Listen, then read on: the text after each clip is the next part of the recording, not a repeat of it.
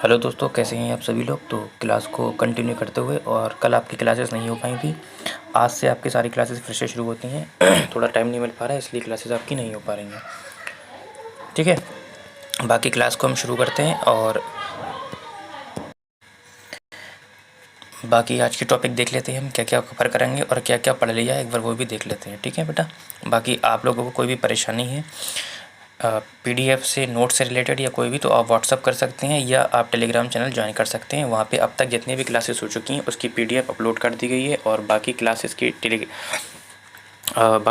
Play list भी तैयार है। आप लोग वहाँ से जाकर तैयार कर सकते हैं, देख सकते हैं। तो आज का आपका टॉपिक है शिक्षार्थी केंद्रित दृष्टिकोण या शिक्षक केंद्रित दृष्टिकोण। ठीक है, ये आपका सीडी पे भी मैं कवर करा दीजिएगा, और आपका मैथ में भी कवर हो रहा है, क्योंकि सीडीपी का लगभग सिलेबस जो है सभी सब्जेक्ट में मिलता है। इसलिए चाहे तो आप लोग सीडीपी अच्छे से पढ़ लीजिए, चाहे मैथ पढ़ लीजिए। ठीक है, आधा सिलेबस जो है सेम है। तो शिक्षक केंद्रित दृष्टिकोण और शिक्षार्थी यानी कि विद्यार्थी केंद्रित दृष्टिकोण में क्या अंतर होता है। देखो बेटा, पहले जो चलता था शिक्षक केंद्रित चलता था, लेकिन अब एनसीईआरटी 2005 के अनुसार बाल केंद्रित शिक्षा चल रही है। बाल केंद्रित बेटा शिक्षा का मतलब होता है कि इसमें क्या होता है, स्टूडेंट सेंटर में होता है और इसके चारों तरफ क्या होते हैं, टीचर होते हैं। इस तरीके से हम इसको समझ सकते हैं, यानी कि सेंटर में कौन होता है, बच्चा होता है। जबकि शिक्षक केंद्रित में क्या होता है, टीचर सेंटर में होता है। ठीक है, शिक्षार्थी क्या होते हैं, निष्क्रिय होते हैं, इसलिए इनको बाहर रखा गया इस तरीके से। ठीक, इस तरीके से हम इस ग्राफ से इसे हम समझ सकते हैं। तो शिक्षार्थी केंद्रित यानी कि बाल केंद्रित शिक्षा में बेटा सेंटर में बच्चों को रखा जाता है, बच्चे की रुचि, ठीक है, उसकी क्षमता, उसका आईक्यू लेवल के हिसाब से बच्चों को क्या है, शिक्षा दी जाती है। जबकि शिक्षक केंद्रित शिक्षा में ऐसी कोई भी चीज़ नहीं रखी जाती है जिसमें शिक्षार्थी को सर्वे सर्वा समझा जा सके। यानी कि हम कह सकते हैं कि शिक्षक केंद्रीय दृष्टिकोण में क्या होता है, इसमें शिक्षक सर्वे सर्वा होता है, जबकि शिक्षार्थी केंद्रीय दृष्टिकोण में क्या होता है, बच्चा सर्वे सर्वा होता है। एक टीचर जो होता है एज ए टीचर, शिक्षार्थी यानी कि बाल केंद्रीय शिक्षा में क्या करता है, सुविधा प्रदाता, परामर्शदाता के रूप में एक कार्य करता है। ठीक है, दोनों में डिफरेंस समझ गए। तो अब हम क्या करते हैं, एक बार अच्छे से एक एक पॉइंट को समझ लेते हैं। शिक्षार्थी केंद्रित में क्या होता है, इसमें शिक्षक क्या होते हैं, सक्रिय होते हैं, जबकि विद्यार्थी क्या होते हैं, निष्क्रिय रहते हैं। जबकि शिक्षार्थी केंद्र यानी कि विद्यार्थी केंद्रित में क्या होता है, बाल केंद्रित शिक्षा में क्या होता है, इसमें बच्चा जो होता है सक्रिय होता है, और सीखने की गतिविधियाँ किसके द्वारा की जाती हैं, शिक्षक द्वारा सुगम बनाई जाती हैं बच्चे के अनुसार। ठीक है बेटा, दूसरा पॉइंट है छात्र को शिक्षकों और अन्य स्रोतों से। जैसे कि मैंने बताया, शिक्षार्थी केंद्रीय शिक्षा में क्या होता है, छात्र को जो ज्ञान की प्राप्ति होती है, स्रोतों की प्राप्ति होती है, या तो वो शिक्षक के द्वारा प्राप्त होती है, वो शिक्षक अपने विचार को व्यक्त करता है, व्याख्यान करता है, या अन्य स्रोतों से मतलब है जैसे कि किताब वगैरह से बच्चों को तक पहुँचाता है, और बच्चे उन्हें क्या कर लेते हैं, रट्टा यानी कि याद कर लेते हैं। ये इसका नुकसान है। जबकि विद्यार्थी केंद्रित में ऐसा क्या होता है, विद्यार्थी अपने अनुभव के द्वारा, यानी कि बच्चा खुद करके सीखता है, सीखने के कार्य पर उस पर वो चिंतन करता है, खुद ज्ञान का निर्माण करता है, जैसे कि बाइगोस की प्याजे कहते हैं। ठीक है, ये पॉइंट हो गया आपका। नेक्स्ट पॉइंट, आगे की ओर बढ़ते हैं। कहता है प्रति में उपदेशक, यहाँ पे कुछ मिसप्रिंट है, उपदेशात्मक, यानी कि शिक्षक केंद्रित शिक्षा में क्या होता है, टीचर क्या होता है, उपदेश देता है, जिसके द्वारा पाठ्य पुस्तक हो गई, व्याख्यान आदि पर आधारित होते हैं। जो उपदेश देता है या तो वो उसके खुद के विचार होंगे, या तो पाठ्य पुस्तक होंगी, या वो व्याख्या करेगा पाठ्य पुस्तक की। ये क्या होते हैं, उपदेशात्मक होते हैं। उपदेश दे के टीचर क्या करता है, बच्चों तक पहुंचाता है। जबकि इसमें क्या होता है, विद्यार्थी बाल केंद्रित शिक्षा में परियोजनाओं होगा, जैसे कि प्रोजेक्ट में बच्चा खुद करके सीखता है, गतिविधि की हो गई आपकी, गतिविधि द्वारा सीखता है, समस्या समाधान द्वारा सीखता है, आदि ज्ञान अधिगम की इच्छा होती है। जबकि शिक्षार्थी केंद्रित में शिक्षण और अधिगम की गतिविधियाँ क्या होती हैं, प्रासंगिक नहीं होती हैं।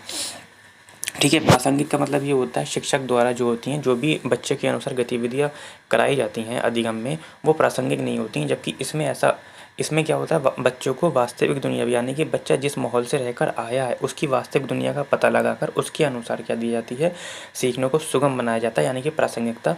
इसलिए अधिगम यहाँ पर क्या होता है, प्रासंगिक होता है। ठीक है, ये अगर इनमें से कोई भी पॉइंट समझ में नहीं आया, आप लोग मुझे कमेंट में बता दीजिए, मैं दूसरे एग्जाम्पल देकर आप लोगों को समझा दूंगा। ठीक है बेटा, बाकी पीडीएफ आपकी इसको टेलीग्राम पर मिल जाएगी। ठीक है, आगे बढ़ते हैं। क्वेश्चन देख लेते हैं कि किस टाइप का क्वेश्चन बनता है।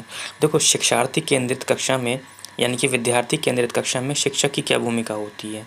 ठीक है। शिक्षक की भूमिका पूछ रहा है, कौन सी कक्षा में? विद्यार्थी केंद्रित शिक्षा में। कहता है बच्चों को अधिगम सुविधा के लिए एक दूसरे के साथ प्रतिस्पर्धा। देखो सीटेट में अगर प्रतिस्पर्धा शब्द आ जाता है तो वो क्या होता है? निगेटिव होता है आपका, ठीक है, निगेटिव होता है, यानी कि प्रतिस्पर्धा, यानी कि आप बच्चों के बीच में गलाकाट प्रतियोगिता नहीं कराएंगे। तो जहाँ पे भी प्रतिस्पर्धा दिख जाए आपको, ऑप्शन आप क्या कर देंगे? उसको काट देंगे, ठीक है। दूसरा कहता है व्यक्त करेंगे कि वे अपने छात्रों से क्या करने की उम्मीद करते हैं और फिर उन्हें ऐसा करने के लिए दिशा निर्देश देंगे। दिशा निर्देश देंगे, ये तो आपका शिक्षक केंद्रित शिक्षा के अंतर्गत आ जाता है, इसलिए ये वाला ऑप्शन भी आपका नहीं होगा। सी वाला कहता है कि ऐसे तरीके अपनाएंगे जिनसे शिक्षार्थी स्वयं अधिगम के लिए पहल करने के लिए प्रोत्साहित हों। तो जब बच्चा स्वयं करके सीखेगा, जैसा कि अभी मैंने आपको बताया, जब बच्चा स्वयं करके सीखेगा यानी कि वो विद्यार्थी केंद्रित शिक्षा के अंतर्गत आता है। नेक्स्ट है मुख्य तथ्यों की व्याख्या करने के लिए। देखो जब व्याख्या करेगा शिक्षक तो वो विद्यार्थी केंद्रित शिक्षा के अंतर्गत आ जाएगा, ठीक है।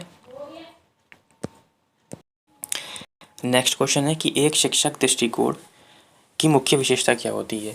देखो शिक्षक केंद्रित में क्या होता है? बच्चा निष्क्रिय होता है और शिक्षक क्या होता है? सक्रिय होता है।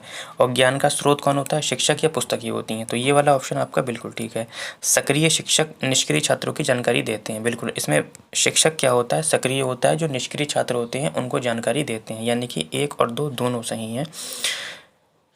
तो 1 और 2 इसमें शायद मिसप्रिंट है बेटा, तो आपका पहला और दूसरा दोनों सही हैं, ठीक है। नेक्स्ट है कि आदर्श गणित अध्यापक के गुण क्या होना चाहिए? देखो आदर्श गणित अध्यापक के गुण क्या क्या होना चाहिए? देखो पहली बात तो वो जो होना चाहिए बच्चों को वरीयता दे, उनके विचार को रखने की वरीयता दे। एक टीचर ऐसा होना चाहिए कि वो बच्चे को विचार को समझे, बच्चे की वरीयता दे, बच्चा क्या पूछ रहा है उसे डांटने की बजाय उसको सुनने के बावजूद उसको सॉल्व करे। और क्या होना चाहिए एक शिक्षक के अंदर? शिक्षक जो है जो भी जिस सब्जेक्ट का वो सब टीचर है उसमें क्या करे, वो अधिक स्पष्ट हो और बच्चों तक पहुंचाने के लिए नई नई गतिविधियों का इस्तेमाल करे, प्रयोगात्मक या अनुसंधात्मक, यानी कि प्रयोग करके इन चीज़ों से क्या जोड़कर बच्चों को पढ़ाए। यानी कि अध्यापक के गुण, अध्यापक वैसा नहीं होना चाहिए जैसे कि दंडात्मक नहीं होना चाहिए, बच्चों को डंडे से ना मारे। यानी कि अगर बच्चा कुछ पूछ रहा है तो उसे डांटने के बजाय उसको सॉल्व करने की कोशिश करे। उत्तम नियंत्रण शक्ति होना चाहिए उसके अंतर्गत, जैसे कि गुस्सा ना करे।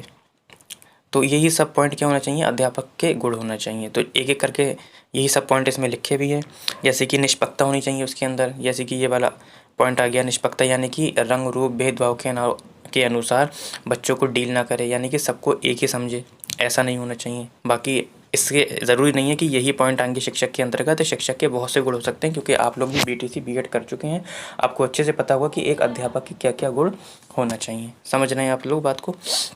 तो बस यही लिखा हुआ है कि अभिव्यक्ति की स्पष्टता होनी चाहिए, बच्चे के सामने व्यक्त करने की अच्छी स्पष्टता होना चाहिए, विषय पर पूर्ण आधिपत्य होना चाहिए, जैसे कि मैंने बताया जिस विषय का वो टीचर है उस विषय के बारे में वो अच्छा जानकार हो। जैसे कि अगर वो पीएचडी करा हुआ है तो ये मतलब नहीं है कि वो पीएचडी करा हुआ है, बच्चे तक पहुँचा पा रहा है अपनी बात, बच्चा समझ पा रहा है, ये मायने रखता है, ठीक है। व्यवहारिक कुशलता एवं साधन, यानी कि व्यवहार से जुड़कर पढ़ा सके, उसके अंदर ये कुशलता होना चाहिए और नए नए तरीक़ों से किसी भी टॉपिक को नए नए साधनों से क्या करे, संपन्न करवा सके।